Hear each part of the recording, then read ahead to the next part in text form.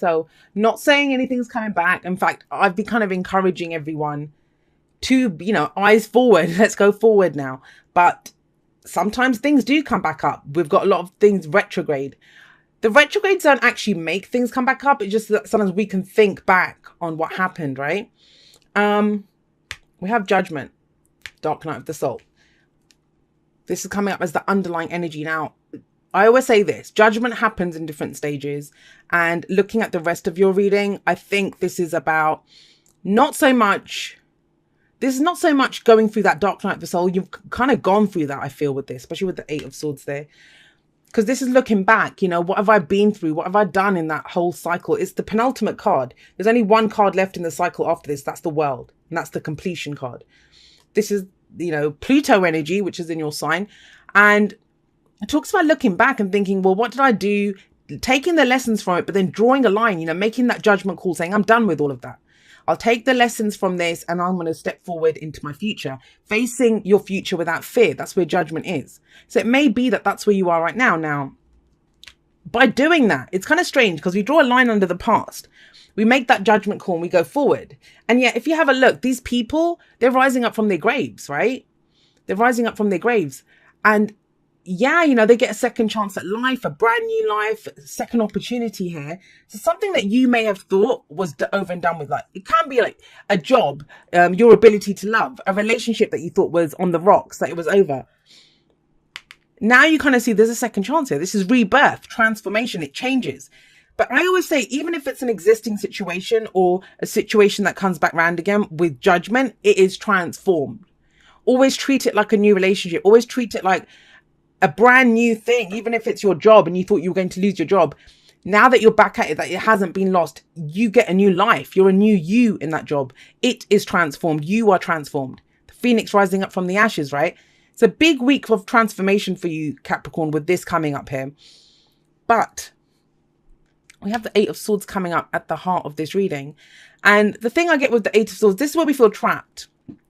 We feel trapped. We think, well, I can't do that. Or this is that inner saboteur, that little voice that tells us, you can't do this, you're not good enough. It's our fears and our doubts, right? And they make us feel like we're trapped. Sometimes with the Eight of Swords, to get past this, instead of making some massively, huge changes, it can talk about just small changes. Like, she could wriggle out of this. She doesn't have to kind of thrash about or anything if she's afraid to get cut by the swords. She could wriggle a little bit and she'd free those bindings around her, free herself from the bindings around her.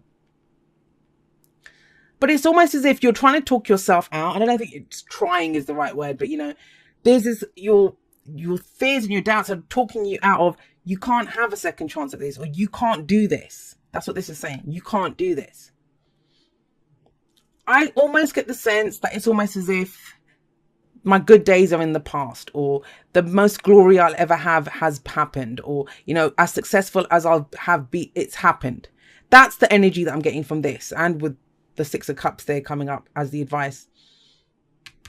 Now, a word about fears and doubts, and I've been saying this to a few of the signs because it's been coming up.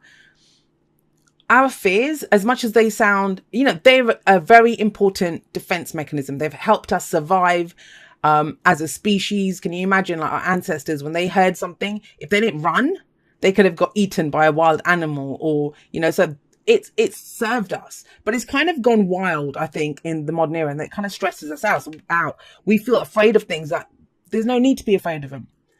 I always think of fear, or that little voice of fear inside of us. It's like an overbearing, an overprotective parent. That's what that fear is.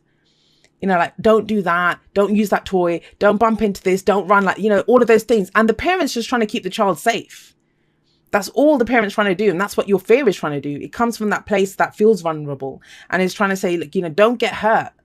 That's why it tells you all those things. It'll tell you anything it needs to tell you so you don't get hurt. But you're not in any danger. That's the thing. That is the thing. You're not actually in any danger. Even for her, even if she freed herself, there's huge gaps in the swords she could walk through. She's not going to get hurt. She doesn't have to get hurt by that. But she doesn't know that because she's blindfolded. And the reason I was saying all that stuff about, good days being in the past, or the recognition being in the past, or we have the Six of Wands coming up. So the Six of Wands, it's recognition, it's success. This is it's the card of pride for me, because this person is very proud of what he's done. So he's gotten up on a horse, he has his wand, he has the victory wreath, and he's saying, hey, look at me, look at what I've achieved.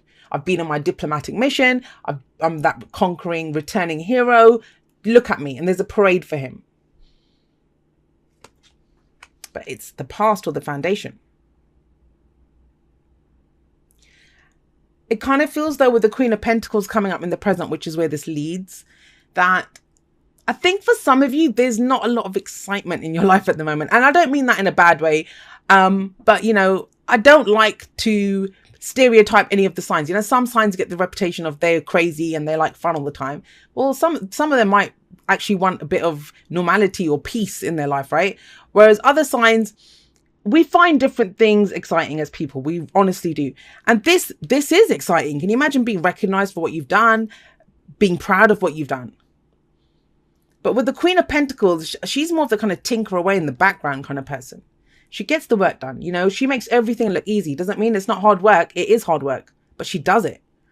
She's independent. She's confident. She's reliable. And everything that she amasses, everything that she creates, she does it for her loved ones, you know. She takes care of people. She's very Empress type energy, especially with the way she sits there with all this abundance around her. This is kind of a repeating theme for you guys, because we have Judgment here.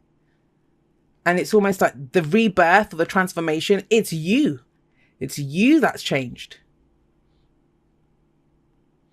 It's not so much about the practical. It's not so much about everything that you're achieving. And that might be where the sticking point is, you know, because say you want to start your own business because it's what you love to do, but you've got this 9-to-5 job that pays really well. Well, then it's going to be, well, you know, I can't do that. But that kind of the pride that you had, I mean, this is that mundane. It's become like the 9-to-5, day-to-day, whatever you're doing. If this is a work reading, if this is a relationship, you know, maybe it just feels like you're not seen anymore in that relationship, that both it's just become about you're the security, you're the stability, you know, you're the provider, whether that's you're the stay-at-home person or whether you're at, you know, a job bringing home the bacon. It's not about that. It's just, it feels like you're looking back and thinking, well, you know, things used to be kind of fun, or, you know, I was achieving something, or I had a sense of victory or pride in what I was doing. And you don't kind of have that. Yeah, you know, this is stable. This is secure. But when we're secure, when we're stable, we don't really grow. We know we're not inclined to grow that much. And I think you have an urge. You have an urge to kind of break out of this and to be more than just a stable person, to be more than just the practical one, to be more than just the one who brings home the money, right? Or takes care of the house. That's where Judgment comes in. That's where this massive transformation that's coming in. Now, what does that lead to? You know, what does it lead to? It leads to the King of Cups. The King of Cups, love him. He's, you know, very nurturing, very caring, very supportive energy. And this is where it kind of veers off in a few different directions for you guys. For some of you, it might be that, you know, you've just been working hard and that's been what you've been doing. Not to stereotype Capricorn, because a few of the other signs have gotten that kind of message too. But, and now it's about, well, I want to get into a heart space. This could be the ideal lover. The King of Cups is the ideal lover for me. It's our idea of who we want to be with, the ideal partner. The romantic, or, you know, the kind of sweet, the one who whispers sweet nothings to us. That's the King of Cups energy, whatever that indicates for you. But it's almost like, I don't know if I can do this. Now, for others of you, it's not who you want. That's not another person. It's general, right? So it can go both ways. This is about you. The King of Cups knows how he feels. The Queen of Pentacles, she will work away in the trenches. Like, she's a good soldier. You know, she gets everything done and she makes it look easy. The King of Cups, he's a king. So he knows how he feels. But he doesn't always express how he feels. That's the thing with the King of Cups. He can be cagey. He can be secretive. You know, still waters run very deep with him. Especially with the 8 of Swords sat above here. Is there something that you want to express, Capricorn? And it might be that that time's come. And you might still be in the process of figuring out what your heart wants. Because right now your thoughts are kind of stopping you, or, you know, giving you that back chat. No one can tell him what to do. He's a king. And have a look, you know, the Queen of Cups, she holds on to a cup, but the King of Cups, he has it sat there and he ponders and he thinks and he's like, okay, well, how do I feel about this? And he knows how he feels, but he's thinking, when's the right time to say it? Now, if you're wanting to say something to someone, it's fine to like express it when you're ready to express it. You know, there's no judgment. And I do believe divine timing is our own timing. When we're ready to do something, we will do it. But always own it. Are you not saying something because your fears are telling you, don't say it, don't say it? Now, that might be, like I said, it can go off in loads of different directions. This might be telling your people at work that, you know, great, I know I'm the top salesperson or I do the best in that job, whatever, but I want more. It's not fulfilling me. I feel different. I want to go for something new. I want to do something, you know, coming from my heart space. It could be saying that. Could be telling your partner that, look, can we go have a date night or can we go do something else? If you've just been working, it might be, okay, I know I'm trying to build a business, but maybe I need to take at least one day off a week and go spend it by myself or spend it with friends and family or reconnect with people. There's a very strong energy of a rebirth here, of a rebirth. It feels like you started off with a dream, and this is totally channeled that's coming through. You started off with a dream and you've done it. You've done great, guys. You've done great. Like she's the worker, man. I love her. If I was ever going to do anything, I'd take the Queen of Pentacles with me to get it, to achieve it. If that's the partner, if I had one choice for, you know, any of the court cards, I'd pick her. And you've done it. But it's okay to want something different. It's okay to think, well, I've achieved that now. What else can I do? Look in a different area of your life. It's not so much about the practical stability and security now. And I feel like it's going back. You're going back to a dream that you had. Maybe you had to make a choice for two things and you picked one path. You've been successful at that. Now it's time you're going back and thinking, well, what was the other option?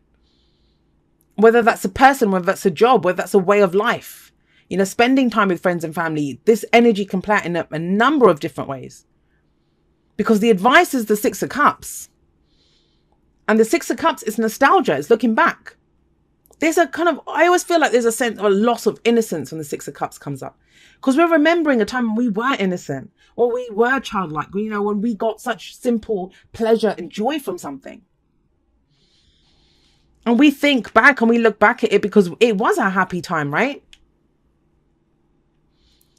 That was this.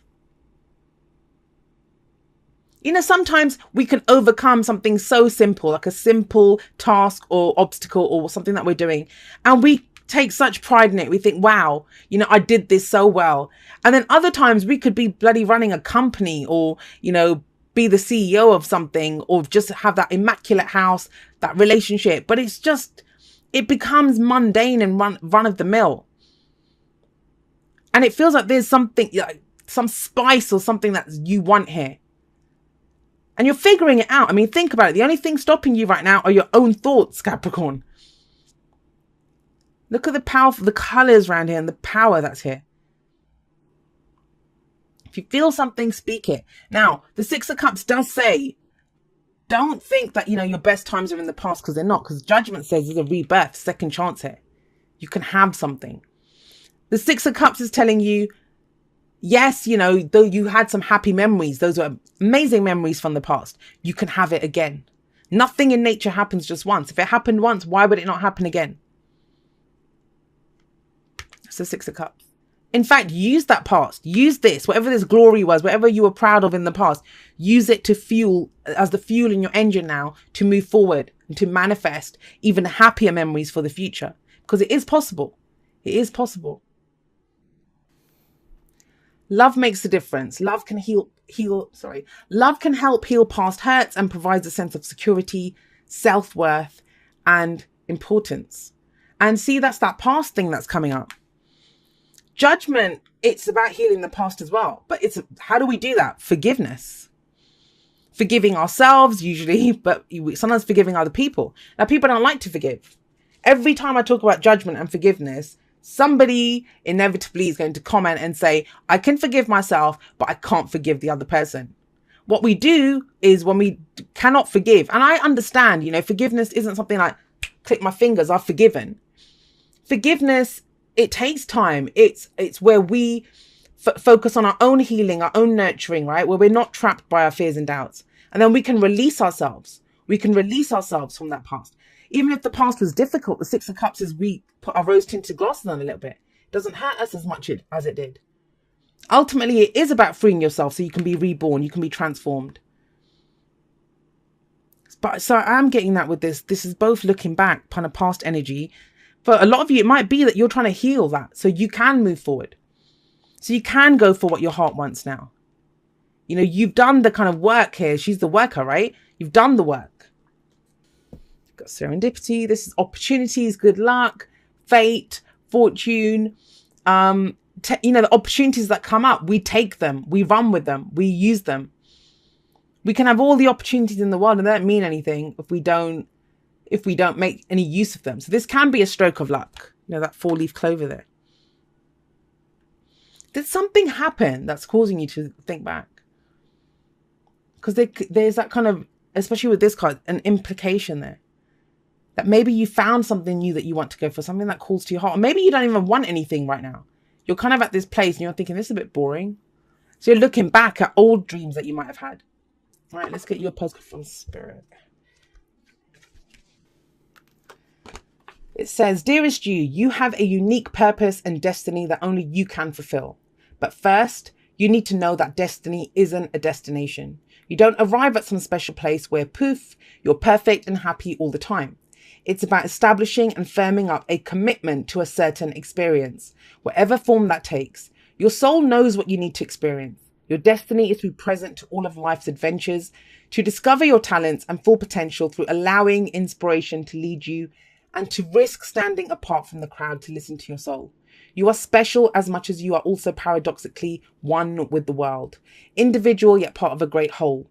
Both truths have led you to this moment where we are saying you are on the right track, even if your ego self doesn't see that. Listen to your soul. Check in with Spirit. Keep going. Spirit loves you. Life loves you. We love you. And that is kind of, I see that with the King of Cups. Just looking at how you feel. Because sometimes the Pentacles court cards, the King and Queen of Pentacles, they'll see the value of stuff, but at a very practical level. And, you know, sometimes, I don't know, somebody might give me a really expensive gift or something. And if it's kind of ugly or I don't like it, I mean, say someone gave me a sports car, I don't drive. It wouldn't mean anything to me. And in fact, it would be, doesn't this person know me? How do they not know I don't drive? Why are they giving me a Ferrari or something? So, you know, that's sometimes the value is more than the physical, the practical. It's about the heart space value. And that kind of feels like where this is shifting this week.